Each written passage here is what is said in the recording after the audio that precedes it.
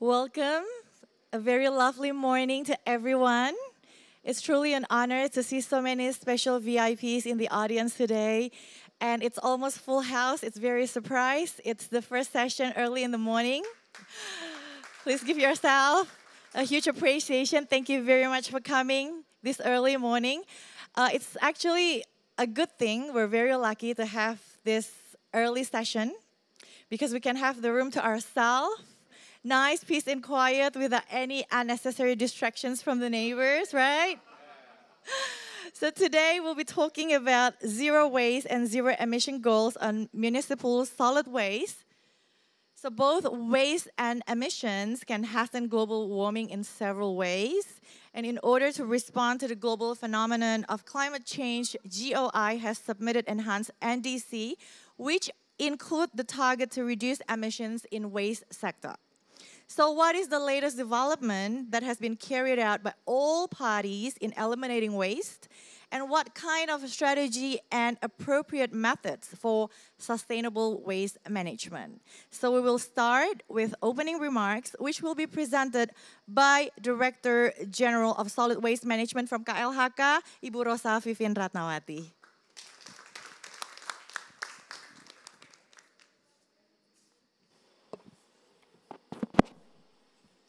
Assalamualaikum warahmatullahi wabarakatuh. Very good morning, Excellencies, honorable guests, and distinguished delegates, ladies and gentlemen. As a country that is vulnerable to the impact of climate change, Indonesia is consistently committed to reduce greenhouse gas emission and increase climate resilience. The government of Indonesia submitted its enhanced NDC document to the UNFCCC Secretariat on September 23, 2022, which increased the target of reducing greenhouse gas emissions from 29% to 31.89% unconditionally, and from 41% to 43.2% conditionally in 2030, compared to business as usual.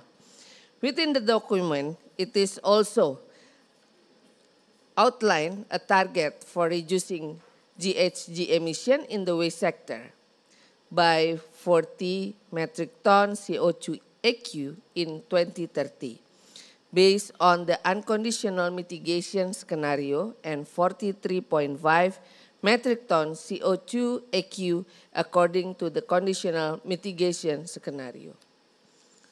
Methane, together with carbon dioxide and nitrous oxide, are the main contributors to greenhouse gas emission in almost countries around the world, including Indonesia.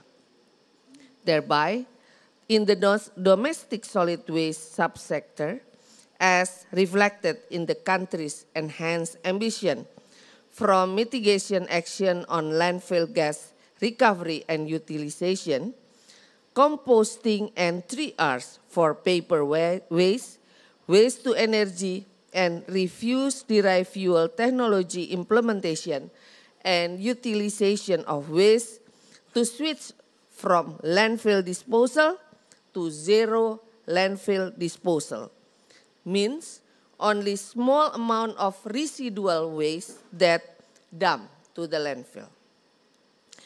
The Ministry of Environment and Forestry Republic of Indonesia has prepared a document to outline the strategy approach from the waste sector to achieve zero waste in 2040, so that near zero emissions can be achieved in 2050. Based on the result of the analysis we have been carried out, it shows that the peak of emissions will be reached in 2030 by 183,662 GGCO2e. After this peak, anticipate gradual reduction of emission can be carried out with an estimated level of close to zero by 2050 in amount of 26,498 GG CO2e and will continue to decline until reaching 7,027 GG CO2e in 2060. It is important to note that in the waste sector, it is impossible to achieve zero emission in its mitigation action, considering that the waste handling process basically produces emission at a certain level. However, our aim is to minimize this as much as possible. Ladies and gentlemen, I would also like to underline that we are willing to be able to achieve the target of zero waste, zero emission through several policies as mitigation action, such as, first, improve the management of all landfills in Indonesia to implement control or sanitary landfill management method using methane gas capture or recovery facility. Second, there will be no more construction of new landfill starting in 2030 with the optimization of existing landfills and the implementation of landfill mining. Third, no illegal open burning starting in 2031. Fourth, the optimization of waste management facilities such as waste to electricity, RDF, ASRF, biodigester, and other organic waste facilities. And it is hoped that by 2040, only residual waste that dump to landfill. Last but not least, strengthening waste sorting activities at source and utilizing waste as a raw material for recycling as the implementation of circular economy approach. Ladies and gentlemen, I do understand that it is impossible to achieve the target without having good collaboration and understanding among the stakeholders from the government, private sectors, civil society organization, and community. It is required to work closely together.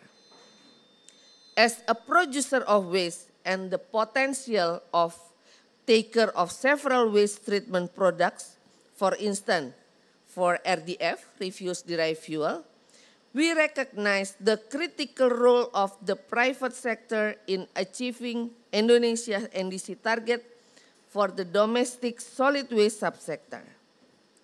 In this session, we invite some private sectors that have good solid waste management initiative that will share with us on what they have done, their planning for the future, and how this initiative can contribute to achieving zero waste, zero emission target. The amazing speaker that already been here, who will present today, are Lucia Karina, Public Affairs, Communication, and Sustainability Director for Indonesia and PNG at Coca-Cola Europe Pacific Partners. Her topic is empowering communities through low carbon circular economy initiative. And then the second, Pak Lili Unggul Raharjo, President Director of PT Solusi Bangun Indonesia, Chairman of Indonesian Cement Association. His topic about cement industries support to solve municipal solid waste issue through the use of RDF by co-processing system. And then the third, Ibu Febriani Edi. She is President Director of PT Vale Indonesia. The topic, plan for utilization of RDF as fuel co-firing in smelting industry. And the fourth, Ibu Tin Johanna. She is Sustainability Division Head PT Pabrik Kertas Ciwi Kimia. And her topic is utilization of RDF from waste impurities as fuel substitute.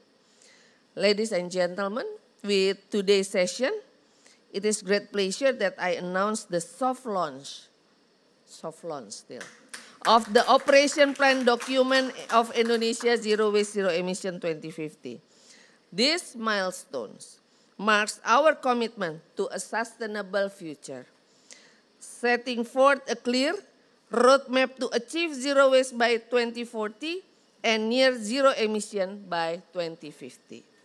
I hope this document can be a basis roadmap to achieve the target of GHG reduction from the waste sector for all of us to work together to achieve zero waste, zero emission by 2050. I look forward to the collective effort of every stakeholder in turning this vision into reality. Together, we can create a better future that is not only sustainable, but also prosperous for all. With further ado, I hope that we will have fruitful discussion in this session. Thank you, enjoy the session, and please prepare the burning questions. And let's have a fruitful discussion together. Assalamualaikum warahmatullahi wabarakatuh. Thank you. Thank you, Ibu Vivien, for the insightful presentation on government perspective in adaptation action to achieve zero waste, zero emission, and congratulations for the Zero Waste, Zero Emission 2050 operational plan. Okay, let's get into the discussion. I will kindly invite the Senior Advisor to Indonesia Minister of Environment and Forestry, Bapak Suryo Adiwibowo, aka Pak Bowo. Silakan.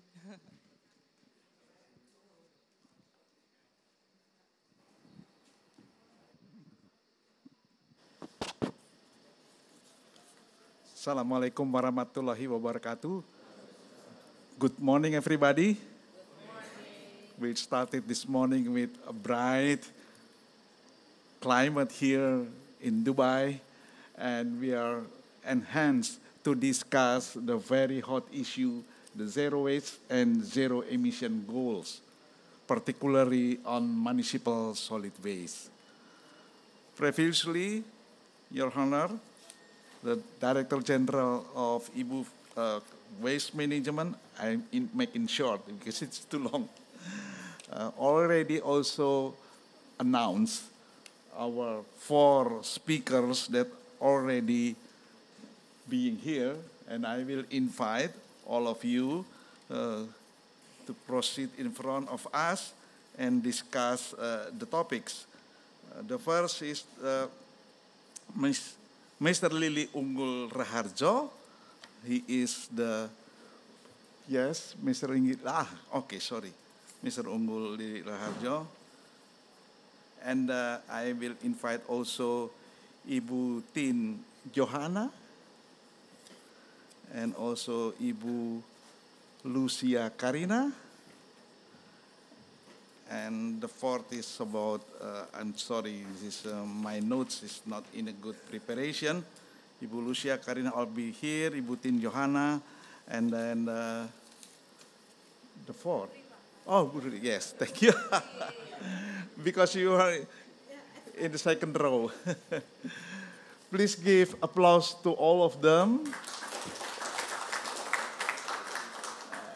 And we already have time for each of the speakers around 12 minutes.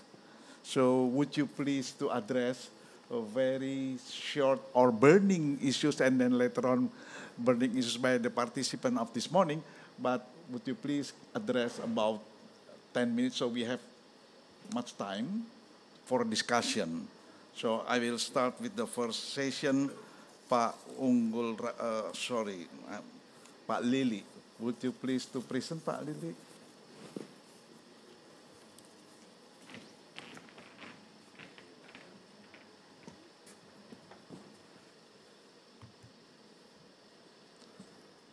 Well, good morning, Bu Vivien, Director General of Waste Management from Ministry of Environment and Forestry.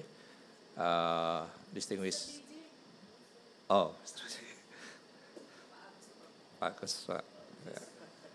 sorry for that.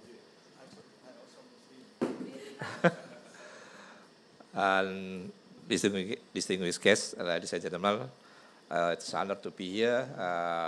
I'm Billy Kunggul from SBI, one of the cement company under Cement Indonesia Group in Indonesia. I'd like to share a topic about cement industry support to solve municipal solid waste issue through the use of refuse-derived fuel by co-processing system. I think the picture that I have shared here, I think some already been briefed by Bu Vivien already, that Indonesia is the fifth largest waste generation in ASEAN, with the total around 70 million ton per year in 2022. And mostly the waste consists of food and yard waste. So that's the typical of Indonesia municipal waste. It's different with the typical of Europe waste, where the food and yard waste only 20%, but in our case it's around more than 50%, 67%. And then you are aware that with improper waste management in landfill site can cause various risks. As you know that landfill can generate greenhouse gases like CO2 and methane.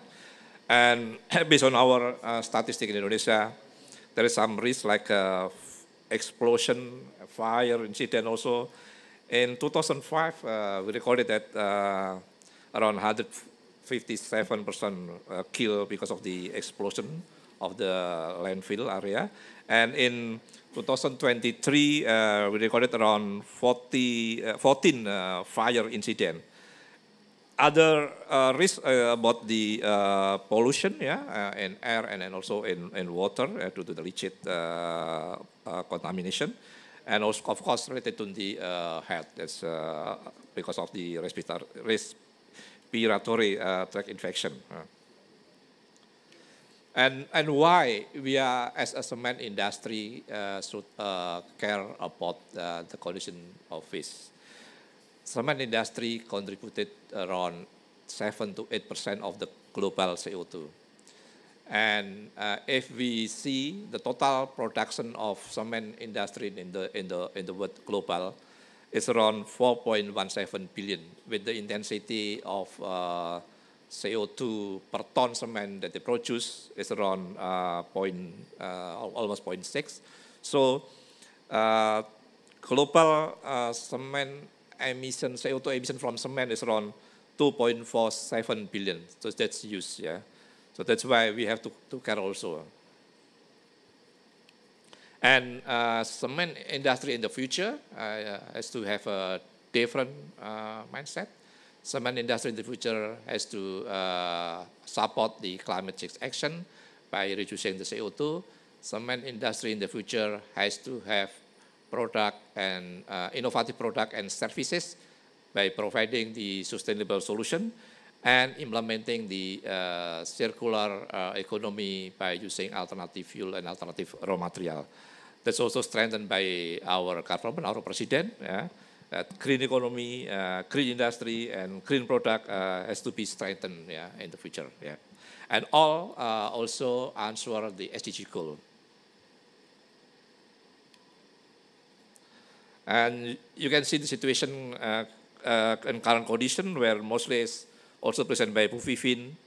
The waste mostly is either landfill, open burning, and this one of the situation in our landfill. You can see the mountain of landfill, where the waste picker on the top, so creating a lot of issue, environment, social, with the high urbanization rate, and then also generate the creating the waste generation rate also. So what is the solution? One of the solutions, there's not only one solution, there's one of the solution is to convert waste to energy. In the cement case is convert waste to a fuel, alternative fuel.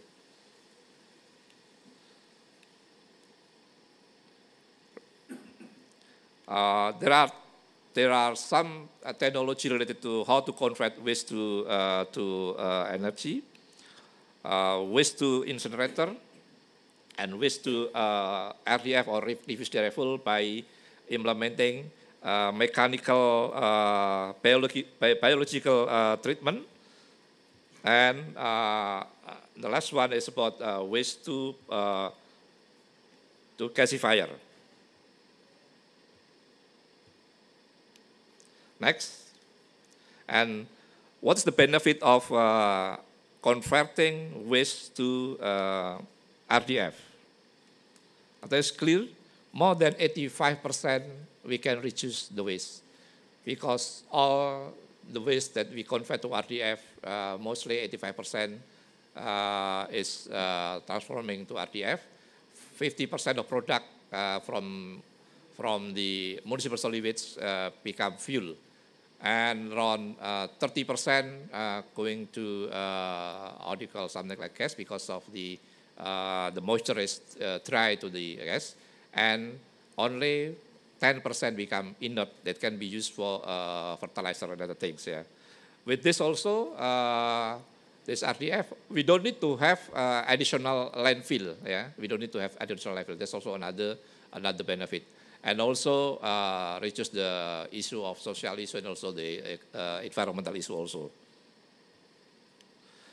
And in cement industry, how we treat RDF. So you see the pyramid in the right side on how we treat the waste. If we can prevent, of course, we do prevention, and then if we cannot, then we reuse, and then recycle, and then co-processing. The illustration of co-processing you can see on the left side. Yeah, if we leave it the waste in the open yard, landfill, then there will be open burning, open dumping, and then they will create gas or something like methane and CO2. And another side, cement industry also use coal for energy, and then they will create also CO2. So with co-processing process, the waste that in the landfill, yeah, can be used as an alternative fuel. Then with that, we can reduce the emission from the coal, because we reduce the fossil fuel of coal. So the total emission, yeah, the net total emission will be lower. So once coming from the avoidance emission, where the CO2 or methane that's supposed to be generated from the landfill can be mixed with the coal fuel in cement plant. And another one, CO2 that's generated by RDF is lower than coal. That's what we call co-processing. And cement industry has a high temperature. It's around 1,500. So everything is burned. Yeah, nothing left. And SPI, one of the cement industry in Indonesia, previously known as Holcim Indonesia, now is under Cement Indonesia Group, yeah, as a sustainable development goal. We have 4 pillars, and one of the pillars is about the climate and circular economy, where we have CO2 reduction roadmap by 2030. We would like to reduce CO2 become 27%, refer to the 2010 baseline. And one of the initiatives to reduce CO2 is by using alternative fuel like industrial waste, and then also RDF. And SPI also the pioneer in Indonesia of the implementation of refuse-derived fuel. In 2016, we made study, and then we also put the, pilot project about the biome drying process, and that's proven. Then after that, we have a collaboration with the Ministry of Environment and Forestry. We have collaboration with the province government. We have collaboration with the local government. and also some support from the Danish embassy. And then we put it the RDF facility plant that can absorb around 160 ton per day of fresh waste, yeah, and then resulting around 60 to 80 ton per day of RDF that can be used. Thank you. That can be used for alternative fuel and cement. And also, we have a cooperation with the Jakarta government, yeah, to be an off-taker because they have their own RDF plant, and we are part of the off-taker to take the result of the RDF plant in DKI. This is just the illustration of the process of RDF from fresh waste and then unloading, and then we still involve the waste picker to take some valuable things and then shred it, and then drying through the bio-drying process. Bio-drying process is using the, how do you call, something like bacteria with the aero process, then can generate the heat. So without any energy to dry the waste, yeah. And then with size reduction and dry condition, then we can use as a fuel to replace some of coal in cement industry. And this is the also collaboration with other local government, with Jakarta, our capital city, with Denpasar from Bali, yeah. Also Aceh is ongoing, yeah. And then also Banyumas, close to Cilacap. And then also Temanggung and Central Java and Sleman in Yogyakarta. This is the benefit of RDF implementation. We have, of course, three benefits: economical benefit, because we don't need to have a new landfill area, and then environmental clear, we can reduce the CO2, and social benefit also. And from 2022, SBI already consumed around 93,000 tons of RDF and contributed around 87 kiloton of CO2 reduction. And this is the new development project. Some project already finished and ongoing, running, and then we also, as off-taker, we take the RDF product from the project. So you see from Sumatra, we have plant also in Sumatra, and then also in Java, yeah. And the one that's running at the moment in Central Java, Cilacap, yeah. The waste coming from surrounding Cilacap, and then from Banyumas, around 60 kilometers, and the future will be coming from Sleman, that's around 190 kilometers, and then also from Temanggung, 150 kilometers. And then the one that in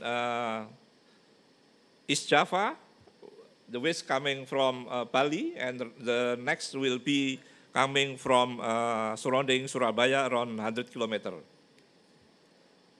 And then also in DKI and in Jakarta, well, when we have plant around 40 kilometers from Jakarta, and the future we will receive also the waste from Bogor and Depok. And this total of waste in Indonesia, that the RDF development project also supported by other cement industry out of Cement Indonesia Group. Yeah, if each cement industry can consume the RDF, then totally around 4 million ton of waste that we can treat as RDF. What is the lesson learned? Okay, let's finish. I think the lesson learned mostly that from technology, I think bio-drying is clear, is proven. And then from environmental, clear that converting waste to RDF reduce the CO2 emission and helping also the environmental condition. And also about the mindset, what the lesson learned, refer to our experience that the mindset from local government has to be changed also, but that we should focus on environmentally responsibility rather than on the business opportunity. Thank you.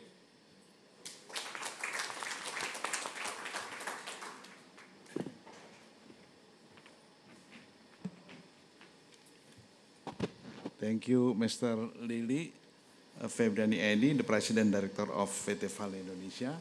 And sorry, I'm arrived at Dubai midnight. So sorry about that. So sorry about the jet lag. And the second presenter will be, I invite Ms.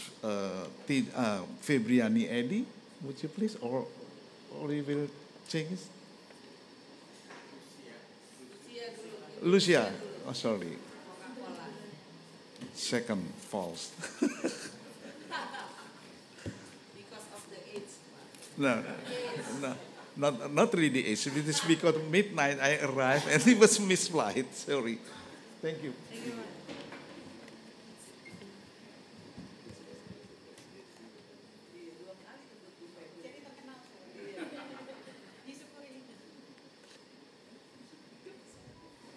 Bismillahirrahmanirrahim. Assalamualaikum warahmatullahi wabarakatuh.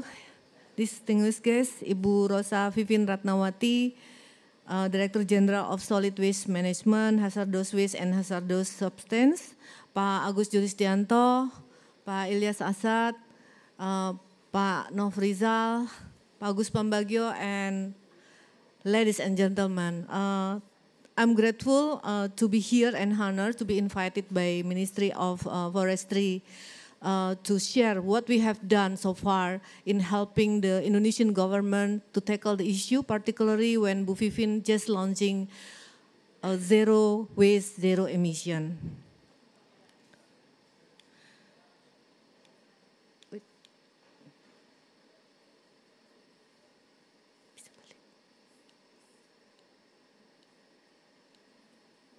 Something happened, okay. Saya aja yang operasi, ya. So Indonesia archipelagic nature and vulnerability to rising sea levels, extreme weather events and other climate impact make it one of the most sustainable nation in the world. Achieving our ambition 2060 net zero target demands an unprecedented level of cross-sectoral action and cooperation from all stakeholders. Meanwhile, waste, which is also a significant contributor to greenhouse gas emission, which is mentioned by Ibu Vivin this morning, is still one of the biggest problems. As we know, most of the methane emission in Indonesia come from landfills. So by closing the landfills actually will also help us to reduce the methane emission. 60% of the waste ends up without being sorted or processed. And to overcome this problem, synergies need to be made between emission and pollution reduction and socio-economic development. We need a paradigm shift, a fundamental of our system and economic models. We can use a circular economy approach which help us build a more sustainable future.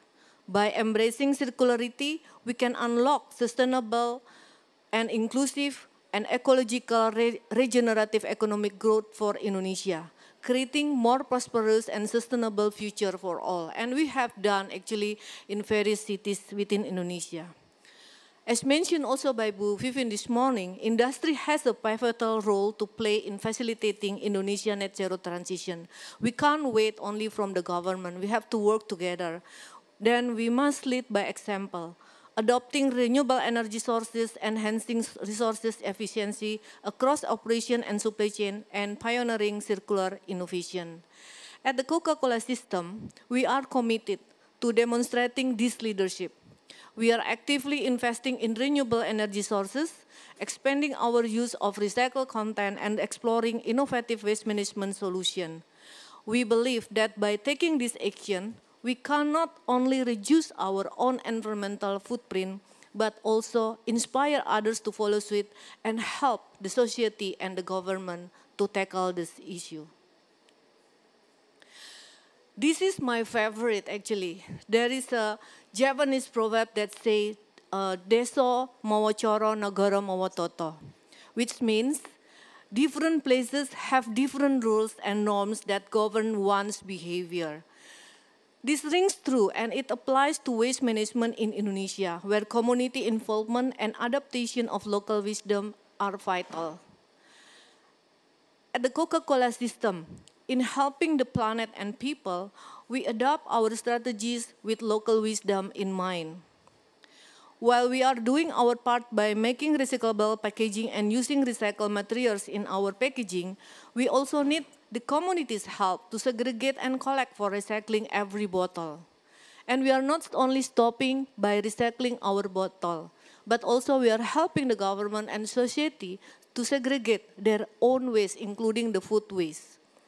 This is crucial as Indonesia, an archipelagic state with over 17,000 islands and a diverse range of ethnic groups and approaches, relies significantly on community involvement to ensure the success of the circular economy. Indonesia possesses unique social, cultural, and economic strengths that can accelerate circular innovation. On deep-rooted spirit of gotong royong, which is we call community spirit of Indonesia, the proliferation of community waste bank and the wealth of knowledge and experience within our informal sectors able to provide a fertile ground for circular solution.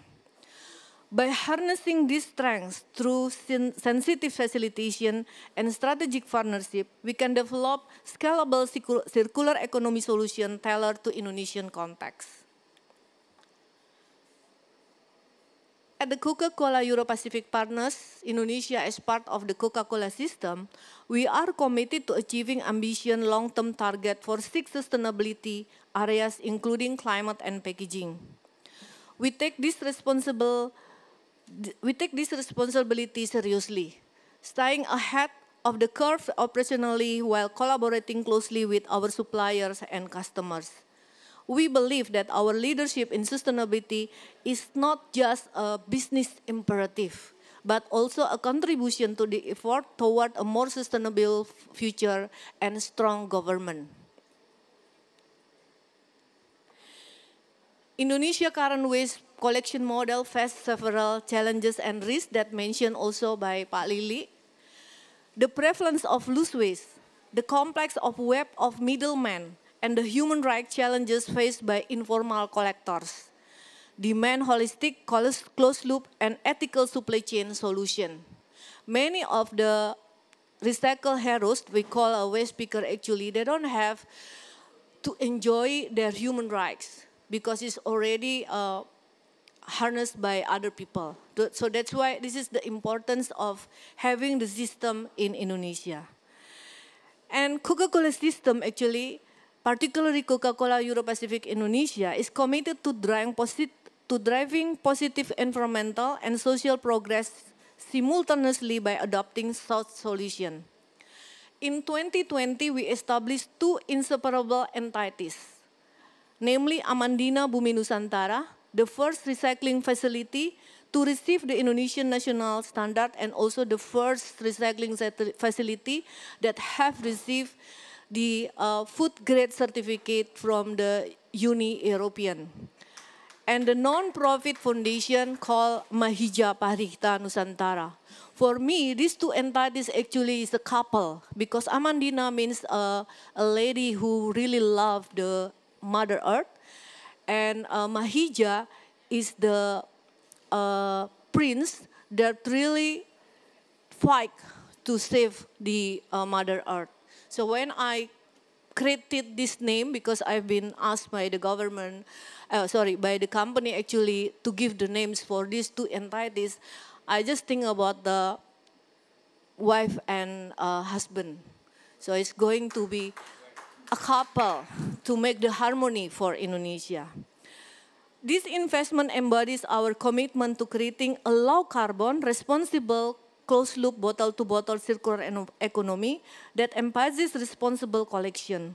This entities ensure responsible collection and high-quality feedstock of post-consumer plastic packaging that places human rights at the center of our operation through rigorous internal and external audits, capability development, and health and well-being programs. We collaborate with the informal sector, including these often overlooked recycling heroes, which is the waste picker, who endure challenging conditions and frequently experience human rights violations. Their invaluable work is often underestimated, which has long-lasting repercussions of their livelihood and future generations. This initiative represents a promising start towards circular waste management practices, and we are committed to expanding our effort in this direction. So including the education for their children. In a country like Indonesia, comprised of numerous islands and culture, community-driven initiatives play a crucial role in waste management, especially in rural areas where essential infrastructure and education are lacking. The Waste Bank model is well suited for our country. There is nothing wrong with the Waste Bank, as it promotes the reduction of land-based pollution by encouraging waste segregation from the sources and the recycling of household waste, which is we have to stop the waste from the sources. And that's actually will support the government initiative in closing any initiative for the new landfill in 2030. However, when assessing the performance and sustainability of Waste Bank, the absence of commitment and lack of education are the major factors. Besides, no other added value given by the program retract the interest of the community to participate in the Waste Bank for long term. With that in mind, we set up pilot city-level community waste bank in some areas where we operate to involve the community in grassroots waste management, including women, who are the majority of them are housewives. And I just want to also emphasize that without the commitment of the local government, we can't do. That's why in our program, actually, if the major or the head of region doesn't want to sign the commitment with us, so we are not going to support. I always talk to them that, look, this is about commitment. It's not only about supporting in the program, but actually is a moral commitment. Because we aim to unlock economic values from waste materials while addressing interconnected issues like organic waste streams, promoting responsible consumption, and encouraging behavior change.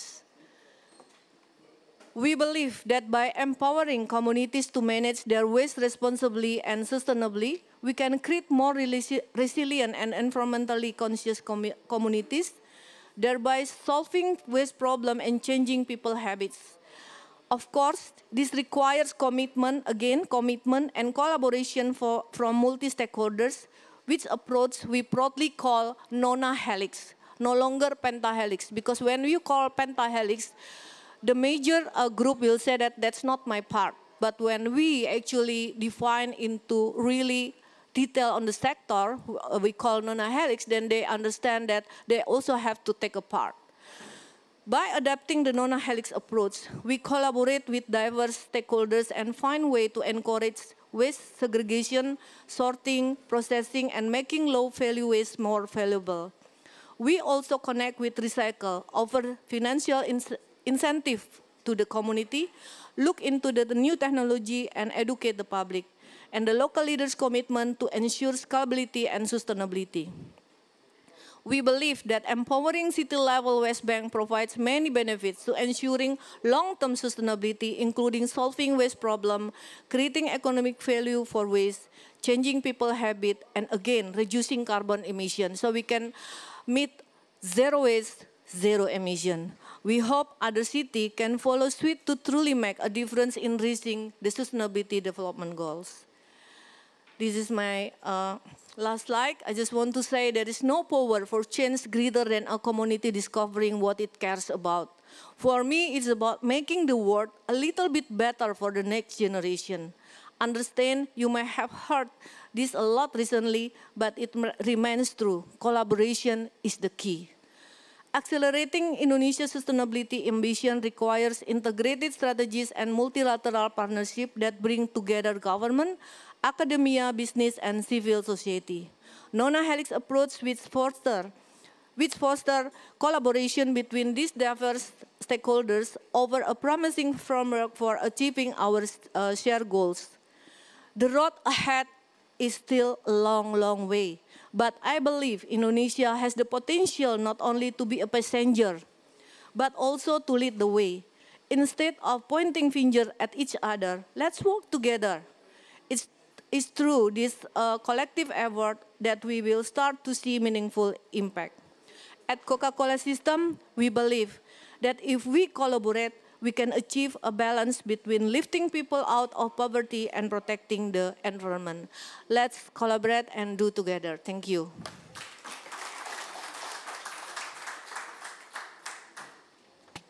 Thank you.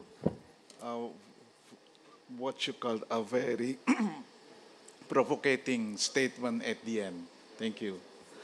And then I invite Ms. Tin Johanna, the Sustainability Division Head of PT Ciwi Kimia. Would you please?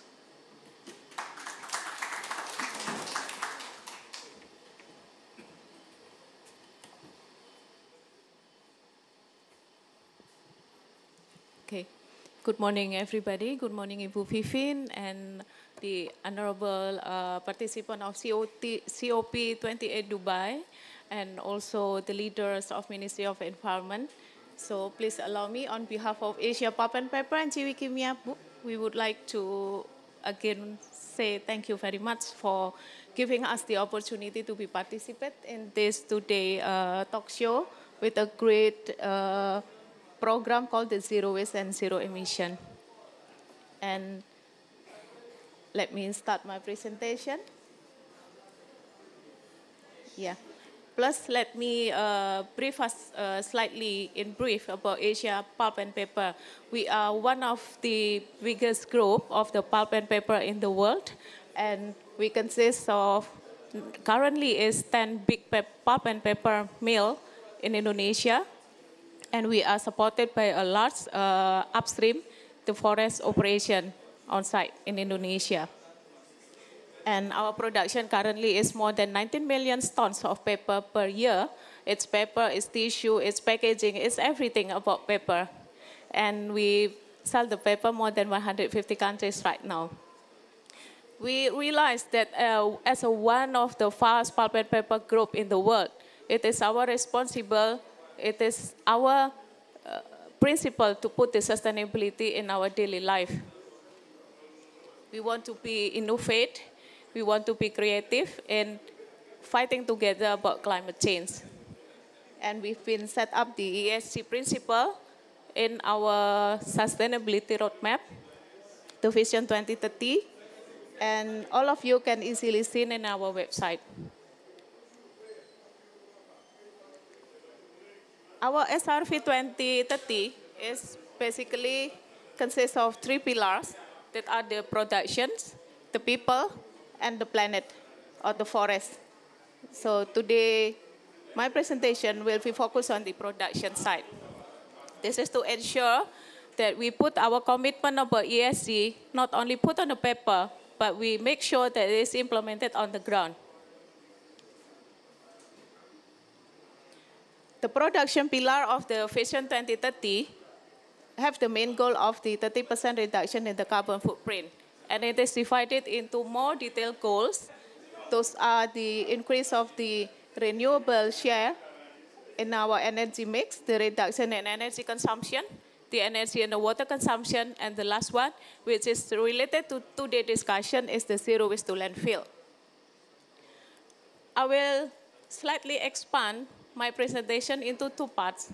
The first one is how we do the waste management on site book in our plant, and what is the potential collaboration with the government. And the second part, I will explain a bit about the decarbonization roadmap and strategy, and also another opportunity that we can have a collaboration with the government and external party. So let's move on a bit on the Tiwi Kimia. We were established quite a long time back in 1972. Actually, we are not a paper industry. We started as a chemical industry. But through the years, we changed. The core of the business now is the paper. We are now equipped with a thin paper machine. We have the chemical plant itself. A lot of finishing and stationery and downstream products. We initially produced 100% white paper, or it's called a cultural paper. However, during the digital era already came, so we have to adopt ourselves. That is, people no longer use paper, they use gadget, right? So we have to adopt ourselves, and has transformed about 30% of our total capacity changed into the industrial grade. So let's focus on the industrial brown paper. It has started with the using of the raw material called the OCC, or old corrugated cartons. Inside the OCC, there are some impurities that cannot fully avoid it, and the impurities, so-called the waste, consists mainly the plastic. The OCC processed in the OCC plant to gain the clean fiber, processed in our machine, and then produce a clean and nice brown paper. While the downstream side, the impurities has undergo another waste stream. It is clean, metal wire, rubber, glass, and everything, stone is segregated from the waste, and then make it ready as a fuel. It's called the RDF, which is to be fed into the RDF boiler machine.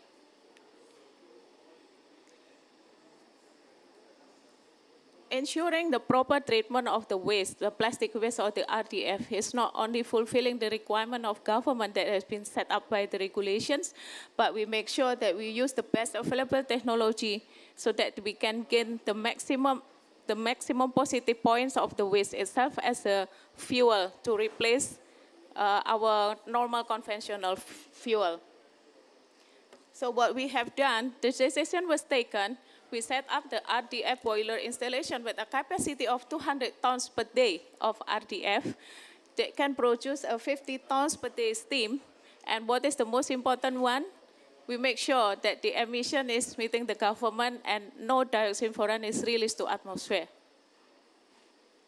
While in terms of the CO2 itself, the reduction is nearly 5%.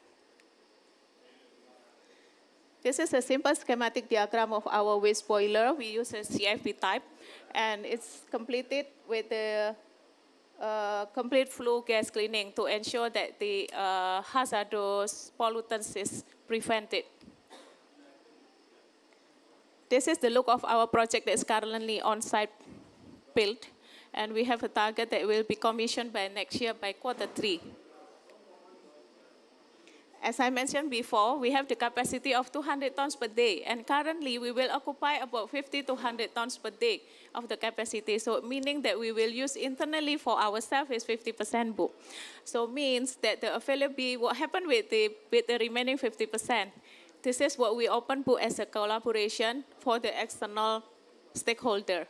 So, yes, exactly, yeah. So the priority will be given to government, that we can receive the municipal solid waste, the MSW from nearby, as well as the second one from the other industry nearby Tiwi Kimia.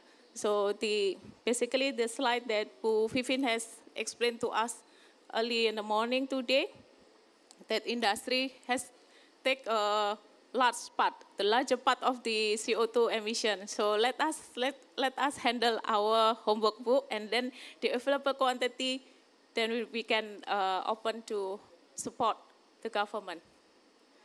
So this is the first part of my presentation, and the second part, let's move on the APP and Tiwi Kimia decarbonization. As a downstream side, as a producer for the process side, our target is to reduce environmental footprint and contribute towards the circular economy by creating low carbon products and innovative products. This is our decarbonization roadmap. It was started in 2018, And we have set up the project initiation, developing the roadmap, opportunity identification, set up the action plans. And we are currently implementing the action plan. As I mentioned before, we have committed that we are not working only on paper, but the real work must be there. 3 major decarbonization levels. One is the efficiency, second one is replacing the fossil fuel on site, and the third one is replacing the fossil fuel in other places like a grid electricity. So today we focus on the second one. Replacing fossil fuel into non-fossil, what we have done in Ciwi Kimia basically is getting biomass and getting solar power. So these are the initiatives that has been implemented in our mill, and one is in collaboration with PL and the national grid electricity supplier. We make sure that part of the purchased electricity, which is around 40%, is coming from the non-fossil power plant owned by the government, PLN. And second one is the solar power system. We can be proud of it, Vivin, that we are one of the biggest industry who use the solar panel rooftop. Our capacity is 9.8 megawatt peak. It's been set up, it's 11 buildings with 11 hectares, and we are currently on the second stage. We expand the capacity. And the third one is biomass. First is by planting on site our own red Kaliandra, and the second one is getting the biomass for our power plant. Finally, this is my last slide, Sibu. Talking about the biomass itself, we're getting from two sources. One is from the purchase market. Naturally, we can choose any type of biomass at any price. And the second one is the potential to receive, to absorb the MSU pellets that is coming from the government-owned facility or TPA. Yes. So, however, getting the collaboration with the government about absorbing or receiving the MSW pellets, there are still some concerns, like I put it on my slides. One is about the quality, which is the calorie itself, because burning the fuel, it is hard for us to control the efficiency of the boiler or the power plant if the calorie is fluctuated. Yes, and the second one is the quantity. The third one is, of course, the economical value, the pricing and the logistic term. And the fourth one is the continuity of the supply. So I think I conclude my presentation, Pak, just in time. Yeah. Thank you.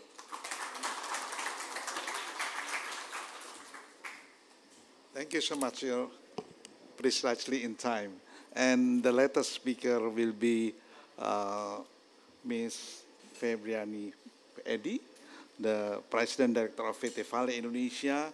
She will address the planning of using refuse-derived fuel as co-firing in the smelter industry. Would you please?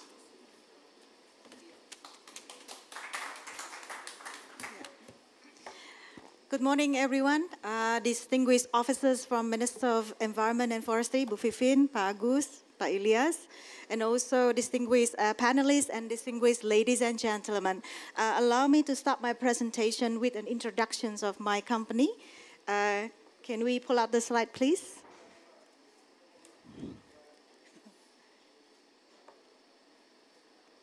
Okay, I think in the interest of time, I can start. Okay, good.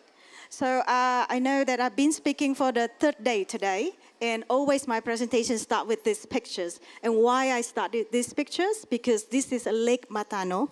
The lake tells a lot of story about how we do our mining. So all of the toxic mine effluent waters will end up in this lake. And we process diligently and discharge to this lake. And today, this lake is one of the most pristine lake that we have after 50 years of operation. And also, I think it's important to emphasize the water from this lake is the source of drinking water for the community and ourselves. So I think today I want to advocate, if we do it right, we manage it right, the water from the mine can be a source of drinking water.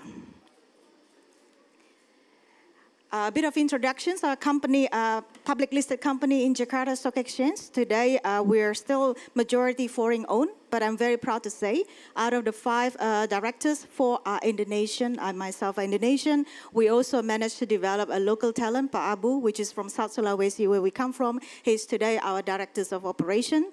The company has 3,000 employees and 6,000 contractors, 99.7% Indonesian, and 87% residents of Luwu Timur, the regency where we come from. And our operations today is all in the island of Sulawesi. We have existing operations in Sorako, South Sulawesi, but we are also in the middle of constructions for the 3 greenfield projects in Central Sulawesi, South Sulawesi, and Southeast Sulawesi. So all of these will then consume $8.6 billion investments together with our partners, consist of the mine and the processing facility. Today, I will be talking about municipal waste. And why a mining company talk about municipal waste? Because I think I'll go through a little bit introduction so you know a little bit view about our operation. We are a mining company, but often when we have visitors coming to our mine site, they said mining is only a small fraction of what we do. So what we do is much beyond mining. So let me start first with our smelter. The smelter was built in 1978. I was only 1 year old.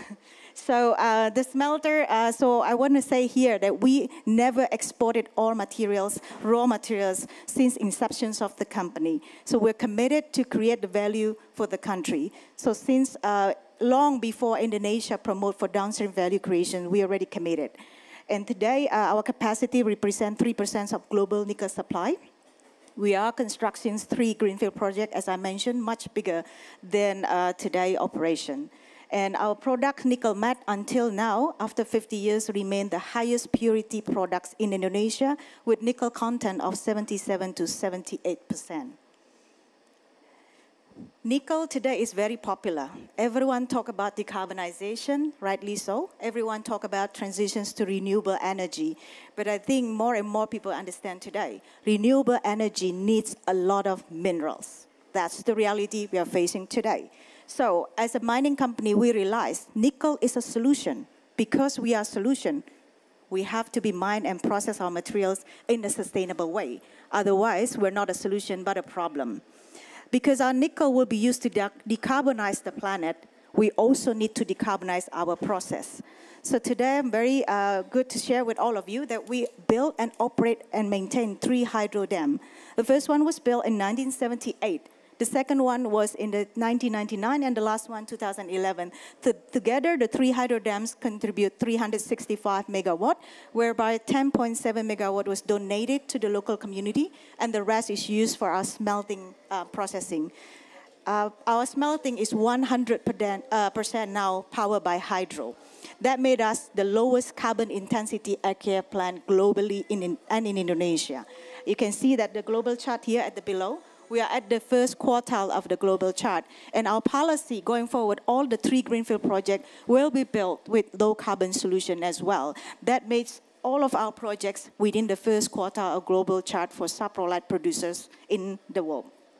Despite this fact, we understand we're still emitting a lot of carbon, and therefore in COP26 Glasgow, I have to compete with COP26 Glasgow, we announced globally our commitment to follow Paris Agreement back then. So we have to reduce our carbon emissions, Scope 1 and 2, by 1/3 in the year of 2030, and then net zero 2050. As I mentioned before, what we do is much beyond mining.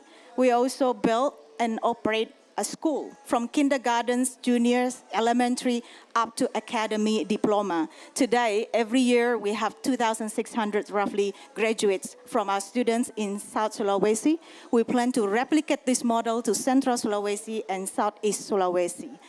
And then I also will introduce a little bit about a social program. Our social program will focus on creating an independent community post-mining closure. Today, we are developing and sponsoring and supporting more than 100 small, medium enterprises, non-related to mining, because at the end of the day, it has to be independent of mining industry. And the last one I'd like to highlight, mining company operate in the remote area. That is a challenge, but also opportunity. A significant challenge is reliance of public services and public support to us.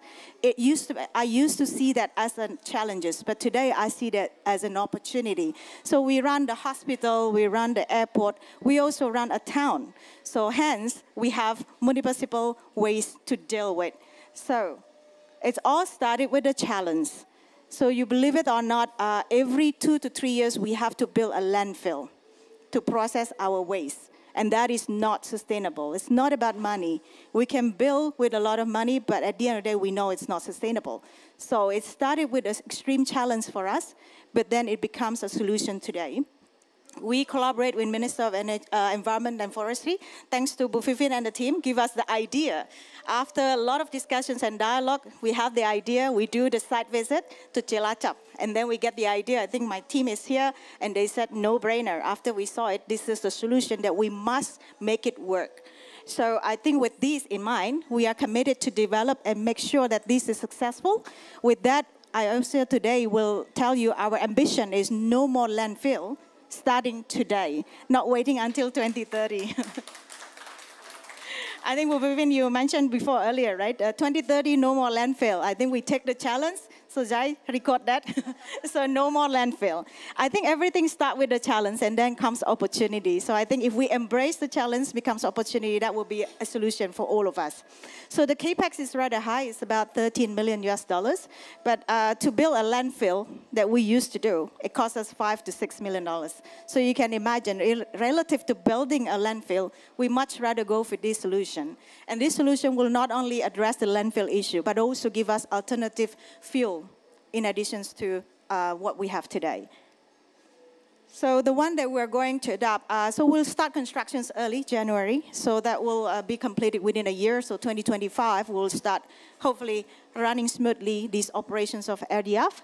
So the capacity is now 50 ton per day. We start with this first. We'll see how it goes later on. Why 50 ton? This is what we think we could get from the directly impacted villages. So based on our environmental licenses, we had directly impacted 38 villages spread around 4 kecamatan, yeah? We call it kecamatan. So we'll focus on directly impacted area, collecting all of the waste, and then put it in our RDF facility. So out of the 50 ton, there are multiple products there, but one exciting story is we believe that we could generate 14 ton of energy solution.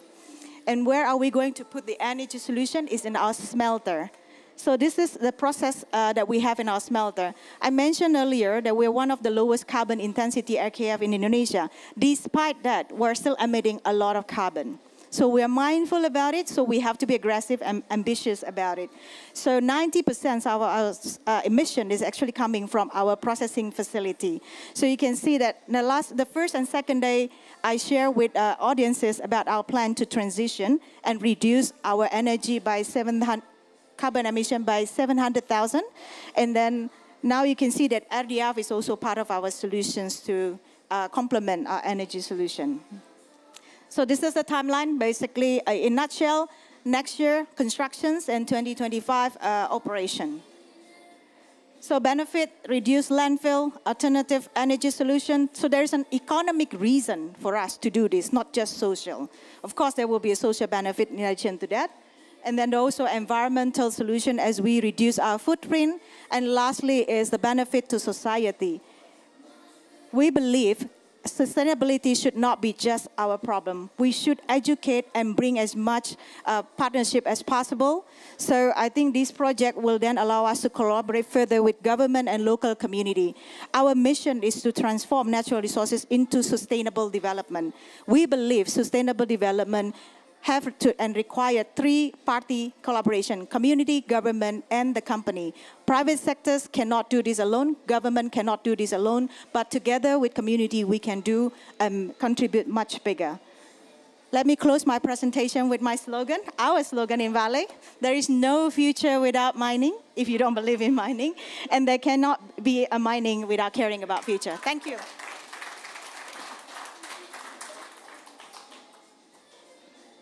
Very nice to closing our speech. Give applause to all of the speakers. And we see how among all the speakers, 3 of them are women and they're very bright.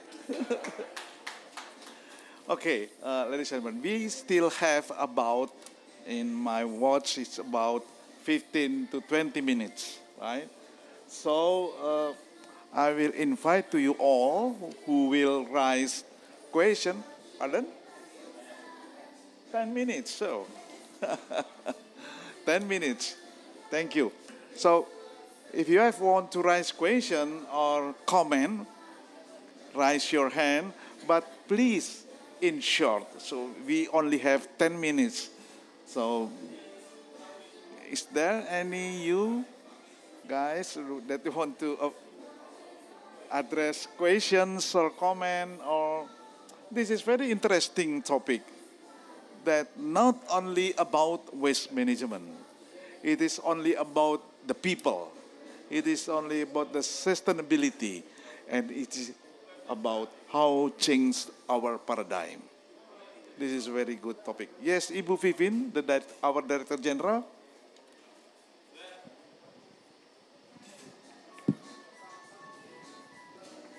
Firstly, I would like to say thank you for all the speakers. It's very good and then give us the inspiration.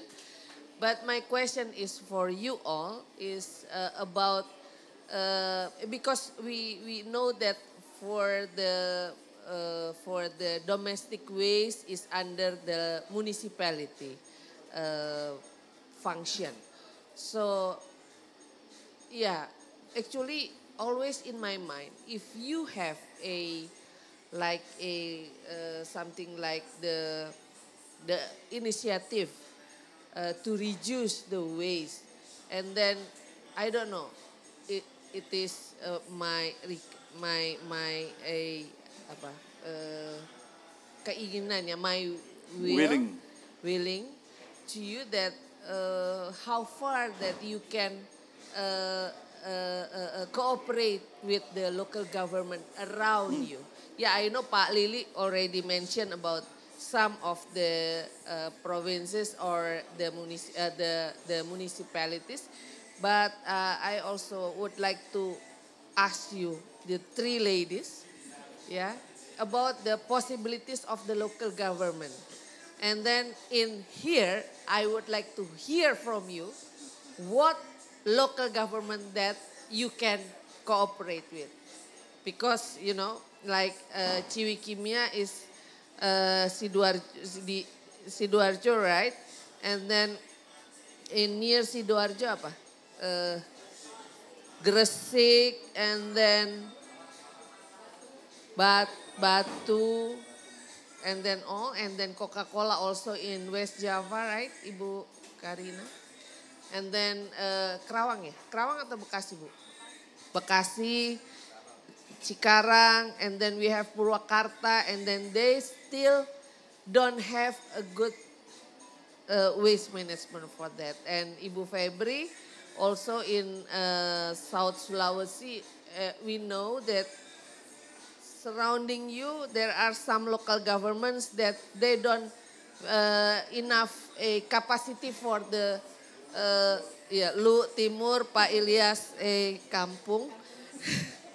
And then others, tetangganya, what is, and then the neighbors, yeah, North Luwuk, because we know we have their data about the waste management. So I would like to know, and then you have to, what you call it, especially for Bu Febri, because you mentioned that you still under construction and then we'll start 2025.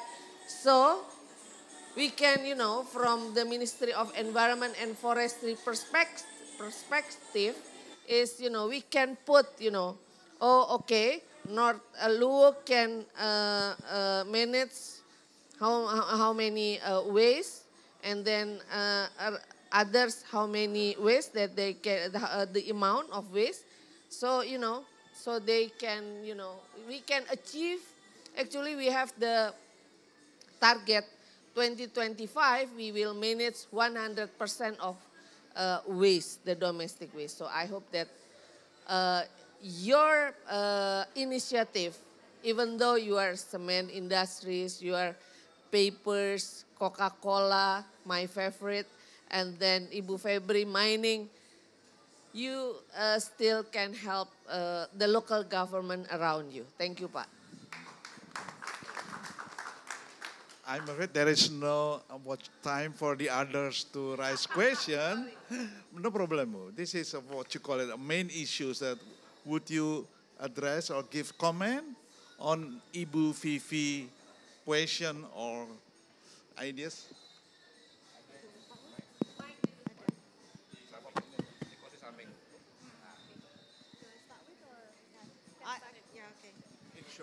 In short, bagus in short. No, thank you for the question, Bu Vivin. As I mentioned before, right, mining company operate in the remote area. A lot of reliance is on us. I used to look at it as a challenge, but it's actually an amazing opportunity. Reliance means we have more say and influence to the local government. I think more than 5 decades, our commitment to environment has been seen and recognized by local government. Luhut Timur, ya, Bupati. He always even helped me campaign outside Luhut Timur. Look, yeah, Pak Bupati always campaign. If you want to see mining company that are responsible to environment, come to Luhut Timur. I think that DNA was built in, and therefore it's easy for us to build because we have the trust and respect with our partners, right? I think landfill and waste is not only our problem, but also government problem. So often what we do was the piloting is done in our operation. And then once we scale it up, then we have to bring government in. Now, I'd like to say when it comes to waste, though, it goes beyond just the RDF. We also work and build in our long-term plan for community program. We call it RIPPM, Rencana Induk Program Pengembangan Masyarakat.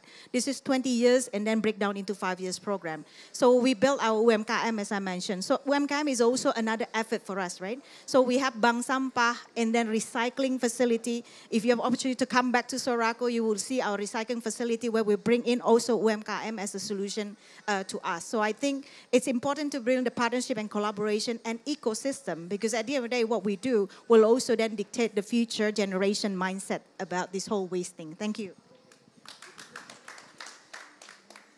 Shut up.